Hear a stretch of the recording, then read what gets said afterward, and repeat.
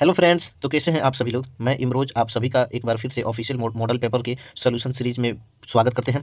तो दोस्तों, पिछली बार की तरह बार भी आपके लिए यह वीडियो बहुत ही रामबाण साबित होने वाला है, क्योंकि 2026 आईएससी यानी इंटर के जितने भी छात्र छात्राएं हैं उनके लिए जो बिहार बोर्ड के द्वारा ऑफिशियल मॉडल पेपर जारी किया गया है उसका फुल एनालिसिस के साथ हम सॉल्यूशन लेकर आप सभी के समक्ष आए हैं। आज का ये सेशन में आप सभी के लिए पॉलिटिकल साइंस का हम मॉडल पेपर का सॉल्यूशन लेकर आए हैं। पीछे की वीडियो में अगर आपने अभी तक नहीं देखा है तो जाकर के आप लोग चेकआउट कर लीजिए।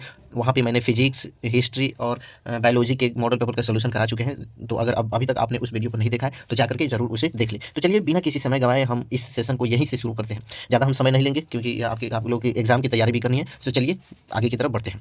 देख सकते हैं कि आपके लिए सबसे पहले टोटल 100 क्वेश्चन पूछे गए हैं, जिसमें से आपको मात्र 50 का आंसर देना है। मात्र कितने का आंसर देना है? 50 का आंसर देना है। तो चलिए बिना समय गंवाए हम स्टार्ट करते हैं। पहले क्वेश्चन के रूप में पूछा गया है कि संविधान की प्रारूप समिति का अध्यक्ष थे। संविधान की प्रारूप समिति के अध्यक्ष कौन थे? तो हम सभी जानते हैं कि संविधान बनाने के लिए जो मसौदा तैयार करने की जिम्मेदारी सौंपी गई थी वो प्रारूप समिति को सौंपी गई थी, जिसका गठन हुआ था 29 अगस्त 1947 ईस्वी को। इसका गठन हुआ था और इसमें कितने सदस्य थे? तो इसमें 7 सदस्य थे टोटल। इसके अध्यक्ष कौन थे? तो इसके अध्यक्ष भीमराव अम्बेडकर थे। वो इसी उपलब्धि के कारण, यानी संविधान के प्रारूप तैयार करने की उपलब्धि के कारण आगे चलकर उन्हें संविधान निर्माता या भारतीय संविधान निर्माता या भारतीय संविधान का जनक कहा जाता है अभी भी। तो चलिए आगे की तरफ बढ़ते हैं। और अगले क्वेश्चन के रूप में पूछा गया है, क्वेश्चन नंबर 2 में पूछा गया कि संविधान सभा की प्रथम बैठक कब हुई थी? तो हम सभी जानते हैं कि संविधान सभा का गठन हुआ था 6 दिसंबर 1946 ईस्वी को संविधान सभा का गठन हुआ था, लेकिन 9 दिसंबर 1946 ईस्वी को प्रथम बैठक हुआ था। चलिए अगले क्वेश्चन के रूप में देखते हैं। अगला क्वेश्चन के रूप में पूछा गया है 3 नंबर क्वेश्चन में कि संविधान सभा में कुल कितने सदस्य थे? तो संविधान सभा में विधानसभा में टोटल 389 सदस्य थे, लेकिन यह भारत और पाकिस्तान जिस समय सम्मिलित था उस समय सदस्यों की संख्या 389 थी। लेकिन जब भारत और पाकिस्तान का विभाजन हो गया तो भारत में कुल सदस्यों की संख्या 299 बची थी। तो विभाजन के बाद कितने सदस्य थे? तो 299 थे। चलिए अगले क्वेश्चन की तरफ बढ़ते हैं और 4 नंबर क्वेश्चन को देखते हैं। 4 नंबर क्वेश्चन के रूप में पूछा गया है कि संविधान सभा के अध्यक्ष कौन थे? तो संविधान सभा के अध्यक्ष कौन थे पूछा गया है। तो हम सभी जानते हैं कि जिस समय 9 दिसंबर 1946 ईस्वी को जब संविधान सभा का गठन हुआ था तो उस समय संविधान में अस्थायी अध्यक्ष के रूप में चुना गया था। और अस्थायी अध्यक्ष किनको चुना गया था? तो सचिदानंद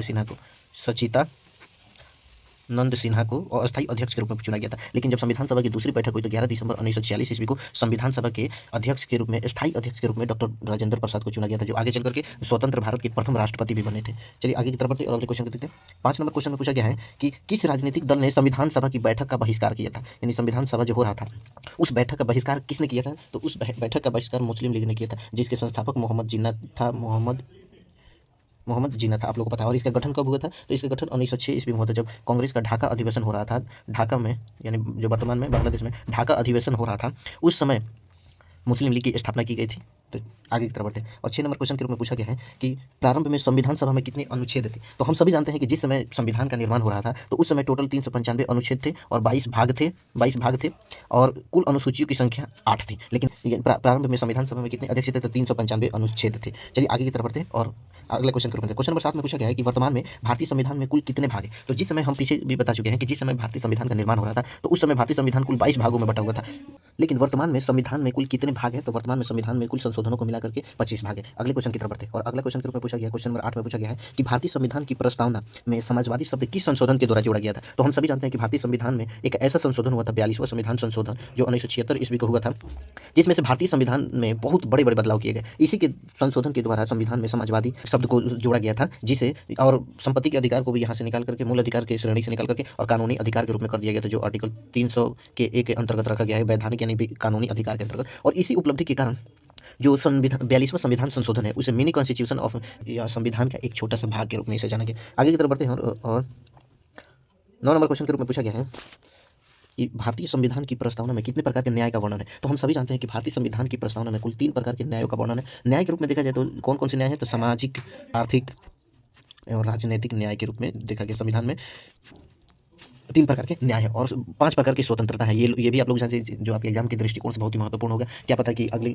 जो मेन एग्जाम हो उसमें से पूछे कि स्वतंत्रता कितने प्रकार की है, तो आप लोग याद रखिए 5 प्रकार की स्वतंत्रता है। चलिए आगे की तरफ बढ़ते हैं और क्वेश्चन नंबर 10 में पूछा गया है, किसने कहा था कि भारतीय संविधान वकीलों का स्वर्ग है? यानी भारतीय संविधान वकीलों का स्वर्ग है, यानी इसके कहने का तात्पर्य है कि भारतीय जो संविधान है उसमें वकीलों की गहन अध्ययन के रूप में बहुत ही अच्छा संविधान है। विश्व का सबसे लंबा लिखित संविधान है, थोड़ा कम और लचीला ज़्यादा है। तो इसे किसने कहा था? तो आइवर जेनिंग्स ने कहा था।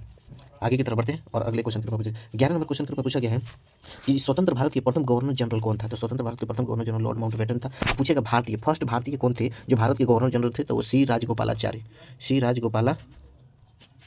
जारी आप लोग जानते होंगे। चलिए आगे की तरफ बढ़ते हैं और 12वां नंबर क्वेश्चन को पूछा गया है कि भारतीय संविधान की प्रस्तावना के अनुसार भारत की सर्वोच्च सत्ता किसमें निहित है। तो भारतीय संविधान की प्रस्तावना के अनुसार भारत की सर्वोच्च सत्ता भारत की जनता में निहित है, क्योंकि यह प्रस्तावना ही शुरू होता है कि हम भारत के लोग भारत को एक संपूर्ण प्रभुत्व संपन्न समाजवादी पंथ निरपेक्ष हम भारत के we the people of India, इसलिए प्रस्तावना में भारत की सर्वोच्च सत्ता जनता में निहित है। आगे की तरफ बढ़ते हैं और 13 नंबर क्वेश्चन के रूप में पूछा गया है कि संविधान सभा की प्रथम बैठक कहाँ हुई थी।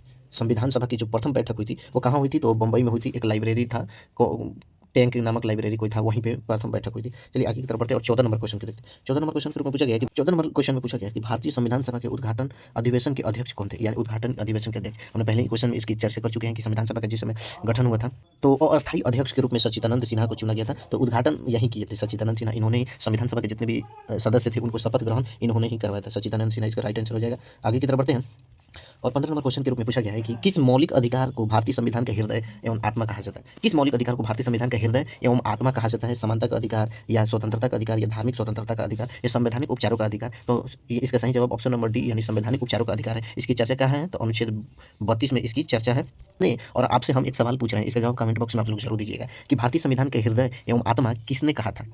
अनुच्छेद 32 को भारतीय संविधान के हृदय एवं आत्मा किसने कहा था। और एक क्वेश्चन और भी मैं आपको बता देना चाहता हूँ कि अनुच्छेद जो 19 है उसको संविधान की ऋण संविधान की ऋण की हड्डी कहा जाता है, यानी बैकबोन ऑफ कॉन्स्टिट्यूशन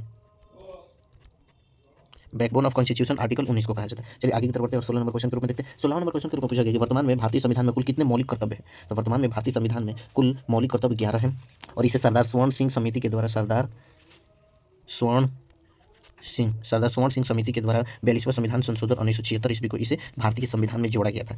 ठीक है, आगे की तरफ बढ़ते हैं। 17 नंबर क्वेश्चन के रूप में पूछा गया कि संविधान के किस अनुच्छेद में अस्पृश्यता का अंत किया गया। किस अनुच्छेद में संविधान के अस्पृश्यता यानी छुआछूत का अंत है, तो अनुच्छेद 17 में इसका चर्चा है। 18 नंबर क्वेश्चन में पूछा गया कि अनुच्छेद 19 में कितने प्रकार की स्वतंत्रता प्रदान की गई है। तो सबसे पहले शुरू में 7 प्रकार की स्वतंत्रता प्राप्त थी, लेकिन 42वां संविधान संशोधन 1976 ईस्वी द्वारा संपत्ति का जो अधिकार था उसे हमने पहले भी चर्चा कर, जो संपत्ति अधिकार को निकाल करके आर्टिकल 301 के तहत कानूनी अधिकार के रूप में रख दिया गया। तो वर्तमान में संविधान अनुच्छेद 19 में कुल 6 प्रकार की स्वतंत्रताएं प्रदान की गई है। चलिए आगे की तरफ बढ़ते हैं और 19 नंबर क्वेश्चन को देखते हैं। 19 नंबर क्वेश्चन के रूप में पूछा गया कि किस अधिकार को भारतीय संविधान के मौलिक अधिकार की सूची से निकाल दिया गया। तो पीछे अभी जस्ट हमने चर्चा किया है, यहाँ पे पीछे आप लोग देख सकते हैं, यहाँ संपत्ति के अधिकार को निकाल दिया गया, संपत्ति के अधिकार को निकाल करके और कानूनी अधिकार में किया गया है। तो यहीं इसमें भी संपत्ति के अधिकार आंसर हो जाएगा, क्योंकि संपत्ति के अधिकार को निकाल करके और उसे कानूनी अधिकार कर दिया गया है 42वां संविधान संशोधन 1976 ईस्वी द्वारा। आप लोग इसे याद रखिएगा, आपके एग्जाम के दृष्टिकोण से बहुत ही महत्वपूर्ण यूनिट होने वाला है। चलिए आगे की तरफ बढ़ते हैं और 20 नंबर क्वेश्चन के रूप में पूछा गया है कि which articles proved equality before law यानी कानून के समक्ष समानता का अधिकार किस अनुच्छेद में दिया गया। तो कानून के समानता का अधिकार ही शुरू होता है अनुच्छेद 14 से, और इसी में ही यह कानून से लिया गया है, तो ब्रिटेन से लिया गया है, और इसी में एक अनुच्छेद 14A के तहत यूएसए से लिया गया है। कानून के समान संरक्षण लिया गया है। संरक्षण लिया गया किससे, तो यूएसए से लिया गया कानून के समान संरक्षण, जिसमें यह चर्चा किया गया है। आर्टिकल 14 में यह बताया गया है कि कानून के समान सब कोई इक्वल है, बराबर है, यानी कानून सब किसी के लिए बराबर, अमीर गरीब या किसी भी धर्म के लोग, उन सब लोगों पर कानून बराबर रूप से प्रभावी है। चलिए आगे की तरफ बढ़ते हैं और अगले क्वेश्चन के रूप में 21 नंबर क्वेश्चन के रूप में पूछा गया संपत्ति का अधिकार निम्न में से किस वर्ग में आता है। तो पहले संपत्ति का अधिकार फंडामेंटल राइट्स था, जो 42वां संविधान संशोधन 1976 ईस्वी के द्वारा इसे निकाल करके और अनुच्छेद 301 के तहत इसे कानूनी अधिकार के रूप में रख दिया गया है। तो यह विधिक अधिकार को ही कानूनी अधिकार भी कहा जाता है। चलिए आगे की तरफ बढ़ते हैं और 22 नंबर क्वेश्चन के रूप में पूछा गया है कि राज्य में नीति निर्देशक तत्व संविधान के किस भाग में दिए गए हैं। तो नीति निर्देशक तत्व यानी directive principles of state policy या किस भाग में दिया गया है, तो यह भाग 4 में दिया गया। भाग 1 में हम सभी जानते हैं कि भारत संघ और राज्य क्षेत्र दिया गया है, भाग 2 में नागरिकता दी गई है, और भाग 3 में मूल अधिकार दिया गया है, जो आर्टिकल 12 से लेकर के 35 तक इसकी चर्चा है, और भाग 4 में ही नीति निर्देशक तत्व दिए गए हैं, जो 36 से शुरू होकर के 36 से शुरू होकर के अनुच्छेद 51 तक इसकी चर्चा की गई है। आगे की तरफ बढ़ते हैं और 23 नंबर क्वेश्चन के रूप में पूछा गया है कि मौलिक अधिकारों को लागू करने के लिए कौन रिट जारी कर सकता है। तो हम सभी जानते हैं कि सुप्रीम कोर्ट अनुच्छेद 32 के तहत 5 प्रकार की रिट जारी करता है। तो यहाँ पे क्या हो जाएगा, सुप्रीम कोर्ट इसका मुख्य आंसर हो जाएगा। आगे की तरफ बढ़ते हैं और 24 नंबर क्वेश्चन के रूप में पूछा गया मौलिक अधिकारों में संशोधन कौन कर सकता है, या फंडामेंटल राइट्स जो है उसमें संशोधन करने का एक अधिकार किसके पास है, तो वो संशोधन करने का अधिकार भारतीय संसद के पास है। चलिए आगे की तरफ बढ़ते हैं। 25 नंबर क्वेश्चन के रूप में पूछा गया कि संवैधानिक संशोधन को लघु संविधान संशोधन कहा गया है। तो हमने पहले ही चर्चा कर चुके हैं कि 42वां संविधान संशोधन में 1976 ईस्वी को जो 42वां संविधान संशोधन हुआ था उसे लघु संविधान कहा जाता है, क्योंकि इसके द्वारा संविधान में बहुत बड़े बदलाव किए गए थे, जिसमें से एग्जाम्पल के तौर पर हमने आपको संपत्ति का अधिकार बताया था, और इसी के द्वारा प्रस्तावना में पहली संशोधन हुआ था, जिसमें सामाजिक, आर्थिक एवं राजनीतिक, जिसके द्वारा संविधान में समाजवादी पंथ निरपेक्ष, जिसमें हमारे संविधान में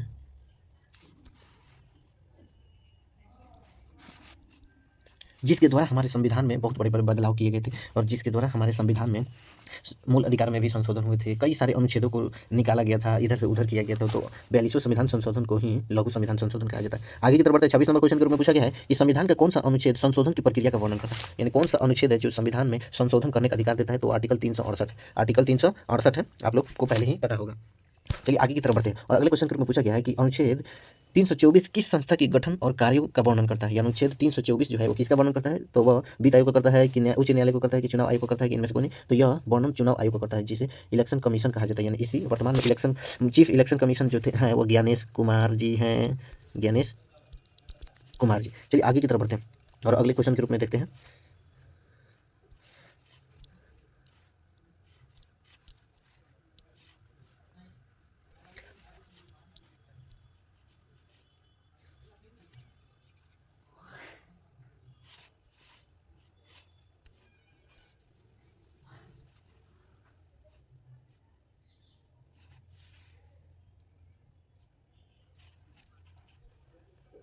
28 नंबर क्वेश्चन में पूछा गया है कि मूल संविधान के अनुसार चुनाव आयोग के कितने सदस्य होते थे? जो मूल संविधान था उसमें मूल संविधान के अनुसार चुनाव आयोग के सदस्यों की संख्या 1 होती थी, जो chief election commission of India होता था। लेकिन वर्तमान में चुनाव आयोगों की संख्या 3 है।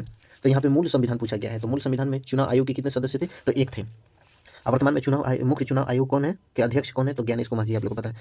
चलिए आगे की तरफ बढ़ते हैं। 29 नंबर क्वेश्चन के रूप में पूछा गया है कि राज्य का प्रमुख कौन होता है? तो राज्य का प्रमुख कौन होता है? तो राज्य का प्रमुख प्रधानमंत्री होता है कि राष्ट्रपति होता है कि उपराष्ट्रपति होता है? तो राज्य का प्रमुख औपचारिक प्रमुख राज्य का राज्यपाल होता है, लेकिन यहाँ पर राज्यपाल का चर्चा नहीं दिया गया, इसलिए इनमें से कोई नहीं इसका आंसर हो जाएगा। आगे की तरफ बढ़ते हैं और 30 नंबर क्वेश्चन के रूप में पूछा गया है कि किस अनुच्छेद के अंतर्गत राज्यों में राष्ट्रपति शासन लागू किया जा सकता है? किस अनुच्छेद के अंतर्गत राष्ट्रपति शासन लागू किया जा सकता है? तो आर्टिकल 356 के तहत लागू किया जा सकता है। और लागू कौन करता है? तो वह भारत का राष्ट्रपति ही लागू कर सकता है। चलिए आगे की तरफ बढ़ते हैं और अगले क्वेश्चन 31 नंबर क्वेश्चन में पूछा गया है कि भारतीय संविधान के अनुच्छेद 61 के अंतर्गत किस पर महाभियोग लगाया जा सकता है? तो हम सभी जानते हैं कि आर्टिकल 52 से लेकर के 61 तक हमारे देश की राष्ट्रपति जी का वर्णन है, जिसको ट्री के रूप में हम लोग याद करते हैं, पकानी कोका दुयो दशम। कभी हम एकदम एक्सप्लेनेशन के साथ उस संविधान के जितने भी अनुच्छेद है उसका फुल वीडियो लेकर आएंगे, जिससे आप लोगों को बहुत ही आसान हो जाएगी और पढ़ाई और सुलभ तरीके से आप लोग अपनी तैयारी को और उच्च शीर्ष के स्तर पर पहुंचा सकेंगे। तो किस पर महाभियोग लगाया जा सकता है? तो राष्ट्रपति पर महाभियोग लगाने के लिए आर्टिकल 61 है। आगे की तरफ बढ़ते हैं और 32 नंबर क्वेश्चन के रूप में पूछा गया मंत्रिपरिषद की सामूहिक रूप से किसके प्रति उत्तरदायी होता है? तो मंत्रिपरिषद आप लोग कमेंट बॉक्स में जरूर बताइए कि मंत्रिपरिषद किसके प्रति उत्तरदायी होता है? तो हम सभी जानते हैं कि मंत्रिपरिषद जो संविधान सभा के सदस्य जो होते हैं, संसद के जो सदस्य होते हैं, जितने भी सांसद होते हैं, वे लोग मंत्रिपरिषद मिलकर बनाते हैं। और मंत्रिपरिषद किसके उत्तरदायी होता है? तो लोकसभा के प्रति उत्तरदायी होता है। चलिए 33 नंबर क्वेश्चन में पूछा गया कि प्रधानमंत्री मनमोहन सिंह किस सदन के सदस्य थे? तो हम सभी जानते हैं कि प्रधानमंत्री मनमोहन सिंह राज्यसभा के सदस्य थे, जिसका कार्यकाल 6 वर्ष के लिए होता है और यह उच्च सदन होता है। लोकसभा की अपेक्षा इसका स्थान उच्च है। चलिए आगे की तरफ बढ़ते हैं। अनुच्छेद 34 नंबर में पूछा गया है कि राज्य में केंद्र का प्रतिनिधित्व कौन करता है? राज्य में केंद्र का प्रतिनिधित्व कौन करता है? तो वह राज्यपाल करता है राज्य में केंद्र का प्रतिनिधित्व। यहीं जितने भी राज्य की संबंधित समस्याएं होती है वह राष्ट्रपति को बताता है और यह राष्ट्रपति के प्रसाद पर्यंत तक यह किसी राज्य का मुख्य राज्यपाल हो सकता है। जैसे भी वर्तमान में बिहार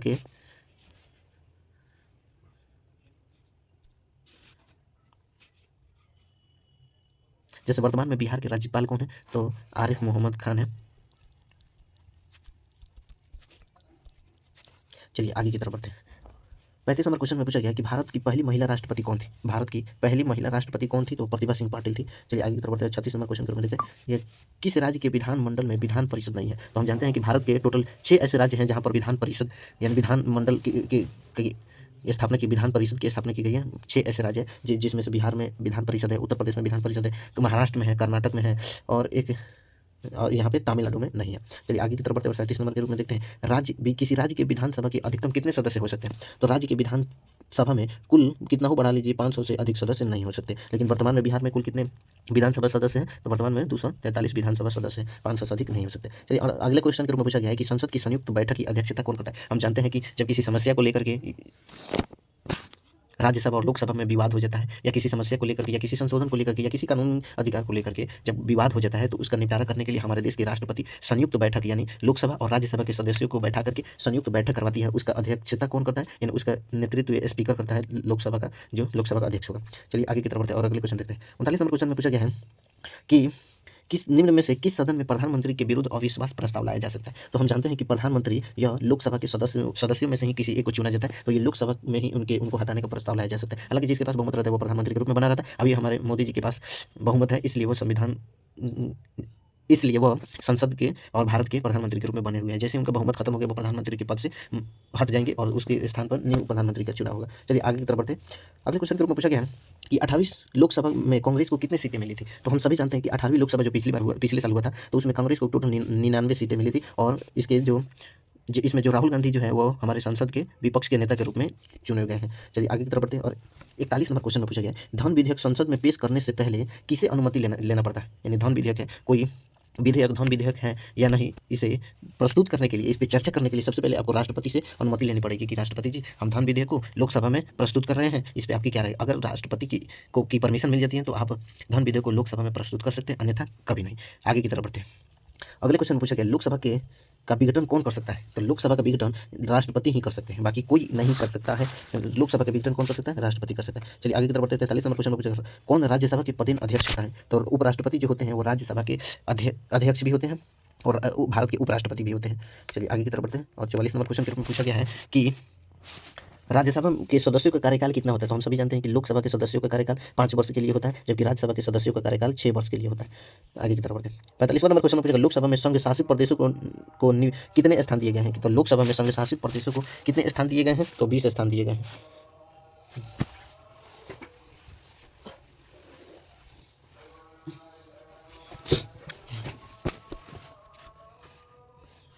चालीस नंबर क्वेश्चन के रूप में पूछा गया, लोकसभा की प्रथम महिला अध्यक्ष कौन थी? तो लोकसभा की प्रथम महिला अध्यक्ष मीरा कुमार थी, जो कहाँ की रहने वाली थी? तो हमारे एकमात्र बिहार की रहने वाली थी। चलिए आगे की तरफ बढ़ते हैं। 47 नंबर क्वेश्चन के रूप में पूछा गया है कि भारत सरकार तथा राष्ट्रपति का कानूनी सलाहकार कौन होता है? तो महान्यायवादी होता है। भारत सरकार और राष्ट्रपति का कानूनी सलाहकार महान्यायवादी होता है। इसे अटॉर्नी जनरल भी कहा सकते हैं, इंग्लिश में भी ज़्यादा इसका यूज होता है, इसलिए आप लोग इसे भी जरूर याद रखिए, अटॉर्नी जनरल इसे कहा जाता है। महान्यायवादी का मतलब होता है कि यदि भारत सरकार या राष्ट्रपति के किसी कानून को लेकर के अगर किसी मुकदमे को लेकर के कोर्ट में लड़ाई लड़नी है, कोर्ट में तारीखें पे लड़ाई लड़नी है, तो कौन काम करता है? तो उनके मुकदमों का लड़ने का कार्य महान्यायवादी करता है। चलिए आगे की तरफ बढ़ते हैं। 48 नंबर क्वेश्चन में पूछा गया कि भारत में के सर्वोच्च न्यायालय यानी भारत की सुप्रीम कोर्ट के न्यायाधीशों को सेवानिवृत्ति आयु कितनी होती है? तो भारत के जो सुप्रीम कोर्ट के न्यायाधीश है उनको 65 वर्ष तक अपनी सेवा सुप्रीम कोर्ट में दे सकते हैं, हालांकि 62 वर्ष या हाई कोर्ट के न्यायाधीशों को। चलिए आगे की तरफ बढ़ते हैं और 50 नंबर क्वेश्चन के 49 नंबर क्वेश्चन के ऊपर, भारत का सर्वाधिक प्राचीन उच्च न्यायालय कहाँ है? तो हम सभी जानते हैं प्राचीन उच्च न्यायालय कोलकाता में ही सबसे पहले अंग्रेजों के द्वारा ही 1777 ईस्वी में कोलकाता हाई कोर्ट की स्थापना कर दी गई थी, जिसे मद्रास और मुंबई को उसके अधीन किया गया था। चलिए आगे की तरफ। अगला क्वेश्चन है कि भारत में न्यायिक समीक्षा की व्यवस्था किस देश के संविधान से लिया गया? तो भारत में न्यायिक समीक्षा की व्यवस्था वो किससे लिया गया? तो अमेरिका के संविधान से लिया गया। चलिए आगे की तरफ। 51 नंबर क्वेश्चन पूछा गया, किस अनुच्छेद के अंतर्गत उच्च न्यायालय भी रिट जारी कर सकता है? यानी सुप्रीम कोर्ट अनुच्छेद 32 के तहत रिट जारी कर सकता है, लेकिन किस अनुच्छेद के अंतर्गत उच्च न्यायालय हाई कोर्ट जो है वो रिट जारी कर सकता है? तो अनुच्छेद 226 के तहत, अनुच्छेद 226 के तहत वो रिट जारी कर सकता है। चलिए आगे की तरफ बढ़ते हैं। 52 नंबर क्वेश्चन पूछा गया, भारत की संघीय व्यवस्था में विशिष्ट सत्ता किसके पास होती है? यानी भारत की जो संघीय व्यवस्था है उसकी विशिष्ट सत्ता किसके पास होती है? तो केंद्र सरकार के पास होती है। यानी संघ की जितनी भी व्यवस्थाएं हैं वो केंद्र सरकार उस द्वारा निर्धारित किया जाता है। आगे की तरफ बढ़ते हैं। 53 नंबर क्वेश्चन में पूछा गया है, यानी संघ सूची में कुल कितने विषय रखे गए हैं? तो संघ सूची में टोटल 100 विषय रखे गए हैं। संघ सूची मतलब एक ऐसी सूची है जिसमें केंद्र सरकार विधियां बनाती है, हालांकि एक राज्य सूची होता है जिसमें केवल राज्य उसमें कानून बना सकते हैं, और एक समवर्ती सूची होता है जिसमें केंद्र और राज्य दोनों मिलकर इसमें कानून बनाते हैं। चलिए आगे की तरफ बढ़ते हैं। अगले क्वेश्चन में पूछा गया कि संविधान की किस अनुसूची में केंद्र व राज्यों के मध्य शक्तियों के वितरण का प्रावधान किया गया? अनुसूची पूछा गया, तो अनुसूची की संख्या वर्तमान में 12 है, जिसमें से 7वां जो अनुसूची है उसमें केंद्र और राज्य के बीच शक्तियों का बंटवारा किया गया है, वितरण किया गया। चलिए आगे की तरफ बढ़ते हैं। और 55 नंबर क्वेश्चन के रूप में पूछा गया है कि भारतीय संविधान अर्धसंघात्मक है, किसने कहा है? तो केसी व्हीलर ने कहा है कि भारतीय संविधान अर्धसंघात्मक संविधान है। आगे की तरफ बढ़ते हैं। यानी विदेश संबंध का विषय किस सूची में रखा गया? तो संघ सूची में रखा गया विदेश। चलिए आगे की तरफ बढ़ते हैं। संविधान के कौन सा संशोधन ग्राम पंचायतों से संबंधित है? तो संविधान का कौन सा संशोधन है जो ग्राम पंचायतों से संबंधित है? यात्रा संविधान संशोधन वो ग्राम पंचायतों से संबंधित है। और अगला, भारत के किस राज्य में सर्वप्रथम पंचायती राज लागू हुआ था? किस राज्य में पंचायती राज लागू हुआ था? तो वो राजस्थान में हुआ था। राजस्थान के नागौर डिस्ट्रिक्ट में प्रथम पंचायती राज लागू किए गए थे। चलिए आगे की तरफ बढ़ते हैं। अगले क्वेश्चन के रूप में पूछा गया है कि पंचायती राज दिवस कब मनाया जाता है? पंचायती राज दिवस कब मनाया जाता है? तो आप सभी लोग इसके आंसर जानते हैं तो जरूर बताइएगा, कमेंट बॉक्स में छोड़ दें आपके लिए। 24 अप्रैल को मनाया जाता है। चलिए आगे की तरफ बढ़ते हैं। 60 नंबर क्वेश्चन में पूछा गया 74वां संविधान संशोधन कौन सी अनुसूची जोड़ी गई थी? यानी 74वां संविधान संशोधन द्वारा कौन सी अनुसूची जोड़ी गई थी? तो 12वीं अनुसूची जोड़ी गई थी जो नगर निकाय से संबंधित थी। नगर निकाय से संबंधित 63 नंबर क्वेश्चन के रूप में पूछा गया है कि किस विद्वान ने भारतीय संविधान को सामाजिक दस्तावेज कहा था, यानी किसने भारतीय संविधान को सामाजिक दस्तावेज किसने कहा था? तो ऑस्टिन ने कहा था, ऑस्टिन। चलिए आगे की तरफ बढ़ते हैं। दल बदल कानून किस संशोधन द्वारा जोड़ा गया था? आप लोग बताइए इसका जवाब। इसका जवाब मैं नहीं देना उचित समझूंगा, ये बहुत ही इजी क्वेश्चन है। आप लोग इसका जवाब बताइए, कब जोड़ा गया था, किस संशोधन के द्वारा जोड़ा गया था? तो 52वां संविधान संशोधन के द्वारा जोड़ा गया था, जिसकी चर्चा 10वीं अनुसूची में इसकी चर्चा किया गया है। दबा जाता अनुसूची में किया गया था। चलिए आगे की तरफ बढ़ते। 65 नंबर क्वेश्चन, भारत में प्रथम लोकसभा चुनाव कब हुआ था? तो 1952 में हुआ था। आगे की तरफ बढ़ते। 66 नंबर में पूछा गया, संविधान के किस अनुच्छेद में राष्ट्रपति सर्वोच्च न्यायालय से सलाह मांग सकता है, यानी सुप्रीम कोर्ट से राष्ट्रपति कब सलाह मांग सकता है? आप लोग बताइए जल्दी, किस संशोधन अनुच्छेद द्वारा राष्ट्रपति सर्वोच्च न्यायालय से सलाह मांग सकता है?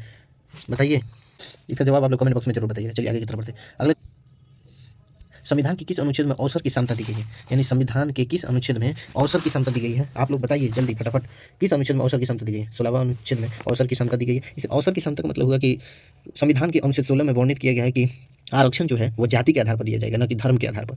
चलिए आगे आगे की तरफ बढ़ते हैं। और 68 नंबर क्वेश्चन में पूछा गया है कि सर्वोच्च न्यायालय का कौन सा मामला संविधान का मूल संरचना सिद्धांत से जुड़ा था? तो केशवानंद भारती केस था जो संविधान की मूल संरचना से जुड़ा था। इसमें सुप्रीम कोर्ट ने यह दलील दी थी इस केस में कि संसद जो है वह मूल प्रस्तावना में संशोधन कर सकती है, लेकिन उसके बेसिक स्ट्रक्चर को बगैर खतरा पहुंचाए वो संशोधन कर सकती है। आगे की तरफ बढ़ते हैं। 69 नंबर क्वेश्चन के रूप में पूछा गया है कि भारतीय संविधान को कब लागू किया गया था? तो हम सभी जानते हैं 26 नवंबर 1949 ईस्वी को यह बन करके पूरी तरह से तैयार हो गया था, लेकिन इसे लागू कब किया गया था? 26 जनवरी 1950 ईस्वी को लागू किया गया था। उसी दिन भारत गणतंत्र बना था। चलिए अगला क्वेश्चन पूछते हैं, संविधान के किस अनुच्छेद के अंतर्गत राज्यपाल विधानसभा को भंग कर सकता है? किस अनुच्छेद के तहत राज्यपाल विधानसभा को भंग कर सकता है? तो अनुच्छेद 174 के साथ। भारतीय संविधान में कुल कितनी अनुसूचियां हैं? तो जो मूल संविधान था उसमें कुल 8 अनुसूचियां थी, लेकिन वर्तमान में टोटल 12 अनुसूचियों का वर्णन किया गया है।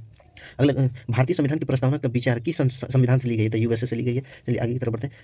सर्वोच्च न्यायालय ने अपने किस केस में प्रस्तावना को संविधान का अभिन्न हिस्सा बनाया था? तो गोलकनाथ केस में संविधान को अभिन्न हिस्सा बताया था। और गोलकनाथ केस में सुप्रीम कोर्ट ने कहा था कि जो प्रस्तावना है वो संविधान का भाग ही नहीं है, वो अलग है, उसमें आप संशोधन कर सकते हैं। लेकिन वही जो आपको ऊपर हम बता चुके हैं, जिसमें केशवानंद भारती केस था, उसी में उन्होंने सुप्रीम कोर्ट ने अपने फैसले को बदल दिया और उस प्रस्तावना को संविधान का हिस्सा माना और उसमें संशोधन करने का अधिकार दिया, लेकिन उसके बेसिक स्ट्रक्चर को बगैर किसी प्रकार के खतरा पहुंचाए आप उसमें संशोधन कर सकते हैं। अभी तक एक ही बार भारतीय प्रस्तावना में संशोधन किया गया है।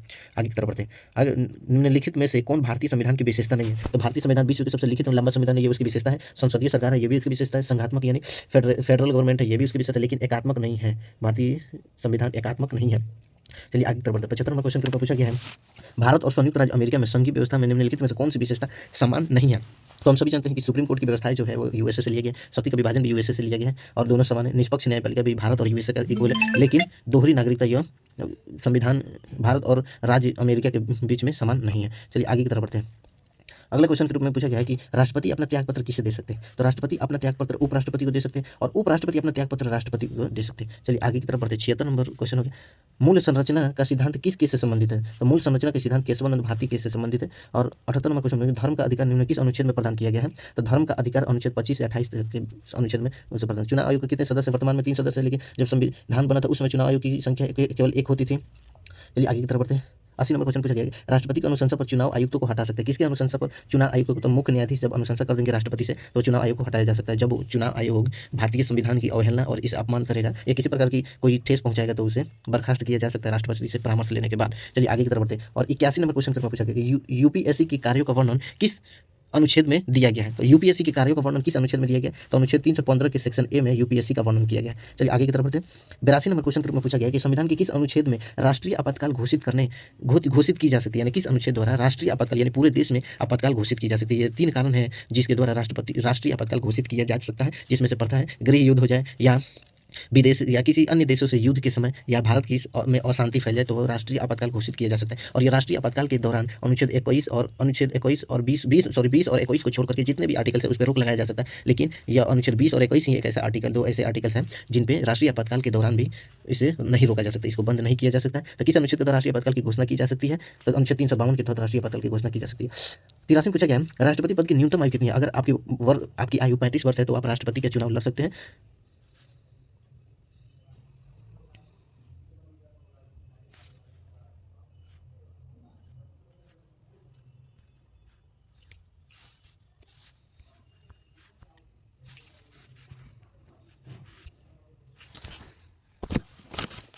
चलिए आगे की तरफ बढ़ते हैं और अगले क्वेश्चन के रूप में देखते हैं। 84 नंबर क्वेश्चन में पूछा गया है कि सर्वप्रथम किस राष्ट्रपति ने पॉकेट वीटो का उपयोग ज्ञानी जैल सिंह ने किया था। चलिए आगे की तरफ 50 संविधान के तीसरे भाग में दिए गए मौलिक अधिकारों में सबसे पहले कौन सा अधिकार है। तो सबसे पहले कौन सा अधिकार है आपको समानता का अधिकार है। सबसे पहले कौन सा अधिकार है, तो समानता का अधिकार है। चलिए आगे की तरफ बढ़ते हैं।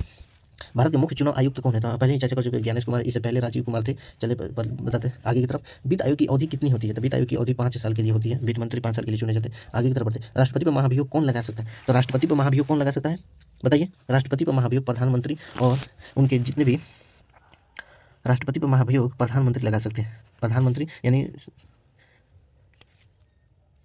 लगाया जा सकता है। चलिए आगे की तरफ बढ़ते हैं। राष्ट्रपति कितने प्रकार के आपातकाल लागू कर सकते हैं, तो राष्ट्रपति कितने प्रकार के आपातकाल लागू कर सकते हैं, तो राष्ट्रपति 3 प्रकार के आपातकाल लागू कर सकते हैं। चलिए आगे की तरफ बढ़ते हैं। नीति आयोग अध्यक्ष कौन होता है, प्रधानमंत्री होता है, जो 2015 ईस्वी में इसकी स्थापना की गई थी। आगे की तरफ बढ़ते हैं। अगले क्वेश्चन के रूप में पूछा गया है कि विधान परिषद के सदस्यों की अवधि क्या होगी। विधान परिषद के सदस्यों की अवधि क्या होगी, तो 6 वर्ष होगी। आगे 92 नंबर को, कोई व्यक्ति जो संसद का सदस्य नहीं है उसे राष्ट्रपति द्वारा मंत्री नियुक्त किया जा सकता है। एकदम किया जा सकता है। कितने दिन तक, तो 6 माह तक किया जा सकता है। और इन 6 माह में उसे बहुमत साबित करनी होगी।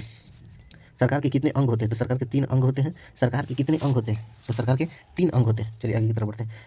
यानी किस राज्य से पृथक होकर के छत्तीसगढ़ राज्य बना था, तो किस राज्य से पृथक होकर के छत्तीसगढ़ राज्य बना था, तो छत्तीसगढ़ किसे बना था, तो मध्य प्रदेश से अलग होकर के बना था। चलिए आगे की तरफ बढ़ते हैं। भारत में क्षेत्रीय प्रदेश का अध्यक्ष कौन होता है। भारत के क्षेत्रीय प्रदेश का अध्यक्ष कौन है, तो गृह मंत्री होता है। क्षेत्रीय प्रदेश जितने भी भारतीय सीमा है वो किसके अध्यक्ष, उसका अध्यक्ष कौन होता है, तो गृह मंत्री। होम मिनिस्टर वर्तमान में गृह मंत्री कौन है, अमित शाह। चलिए आगे की तरफ बढ़ते हैं। अगला क्वेश्चन करूँगा, राज्य लोक सेवा आयोग राज्य लोक सेवा आयोग के सदस्य कौन हटा सकते हैं, तो राष्ट्रपति हटा सकते हैं। 97 नंबर क्वेश्चन पूछा गया है। वित्त आयोग के कितने सदस्य होते हैं, तो वित्त आयोग के कितने सदस्य होते हैं, आप लोग बताइए इसका जवाब क्या होगा। तो वित्त आयोग के 4 सदस्य होते हैं। अगला क्वेश्चन करूँगा, भारतीय संविधान का प्रथम संशोधन कब हुआ था, तो भारतीय संविधान का प्रथम संशोधन कब हुआ था, 1951 ईस्वी में हुआ था। चलिए आगे की तरफ बढ़ते हैं। भारत कैसा राज्य, भारत एक धर्मनिरपेक्ष राज्य है। कैसा कैसा गणराज्य है, सही सभी होगा। धर्मनिरपेक्ष राज्य है, संप्रभु राज्य है, समाजवादी राज्य है, और इनमें से सही इसका बिल्कुल जवाब है। अंतिम क्वेश्चन के रूप में पूछा गया है कि अब तक कितने बार आम चुनाव हो चुके हैं, तो हम सभी जानते हैं कि पिछला जो चुनाव हुआ था 18वीं आम चुनाव हुआ था, जो 1951 से शुरू हुआ था और प्रत्येक 5 वर्ष पर यह चुनाव होता है। और यह 2025 में जो चुनाव हुआ है वो 18वां चुनाव हुआ है, सॉरी 2024 में जो चुनाव हुआ है 18वां चुनाव है। तो आप लोग ईमानदारी पूर्वक अपने कॉपी से मिलान कीजिएगा और आप लोग कमेंट बॉक्स में जरूर बताइएगा कि कितना किसका सही हुआ है और कौन कौन कितना क्वेश्चंस का आंसर पता था उनको, और इससे आपको पता चलेगा कि आपकी तैयारी किस लेवल की है। अगर इसमें से आप लोग 90 क्वेश्चन का आंसर दे पा रहे हैं तो आपकी तैयारी बहुत अच्छी है। अगर थोड़ा सा और तैयारी कर देंगे तो आप टॉपर लिस्ट में शामिल हो सकते हैं। उसके लिए मेरी तरफ से ढेर सारी बधाई है और बेस्ट ऑफ लक, बेस्ट विशेष भी है आप सभी के लिए।